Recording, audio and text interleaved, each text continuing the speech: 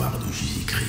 Qui est le vrai Jésus? Qui est cette personne? Le mythe, la vraie histoire, par les traditions. Pendant 900 ans, l'argumentation de l'essence divine ou la nature humaine de Jésus-Christ. Série de vidéos, vérités historiques qui vont effacer l'imposture de la tradition relatée.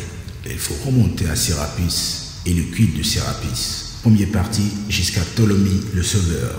Il faut suivre les traces des indices religieux de culte de Sérapis joué par un sauveur et peut concerner autant l'entité collective qu'individuelle dans sa dimension spirituelle. Dans la religion et la mythologie égyptienne ancienne, Sérapis, également prononcé Sérapis, Osar, Apis, était une divinité composite qui unissait les attributs d'Osiris, dieu de monde souterrain, et de taureau Apis, adoré dans la ville de Memphis. Sérapis était souvent représenté comme un homme avec une tête de taureau portant un disque solaire et le cobra entre ses cornes et tenant les symboles d'Osiris à la main. Le dieu Sérapis est le sauveur, ressuscite les morts et sera toujours présent avec vous. Ce sont les mêmes attributs de Jésus-Christ. Pour comprendre ça, il faut mener une enquête minutieuse. Il faut remonter l'histoire d'Alexandre le Macédonien, dit le Grand, avec sa clique de barbares, ses Grecs sauvages, ses soldats infâmes, non civilisés, à la conquête d'autres terres, par la terreur, le vol, le viol, l'escroquerie d'autres populations. Gardons ça bien en tête. Alexandre le Grec débarque en 332 avant notre ère en Égypte et juin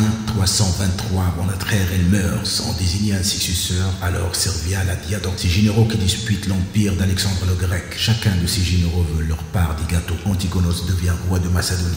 Lycios Ier se proclame roi de Babylone. Ptolémée Ier braque l'Égypte. Mais comme un voleur vole un autre voleur, le diable s'en rit. Alors Antigonos envoyait Babylone de Séleucos. Ce dernier chercha l'asile en Égypte de Ptolémée. Avec Ptolémée, Séleucos vont causer la défaite de Démétrios à Gaza. Séleucos a pu retourner vainqueur à Babylone. Plus tard, Ptolémée est impliqué dans une série de conflits à la fois avec Antigonos et Démétrios, contribuant enfin à leur défaite et à la mort d'Antigonos par Épicence en 301 avant notre ère. Ce moment-là, Ptolémée avait assumé le titre de roi et avait été nommé Soter, ce que veut dire le sauveur, dans le cadre de sa défense de Rhodès contre Démétrios.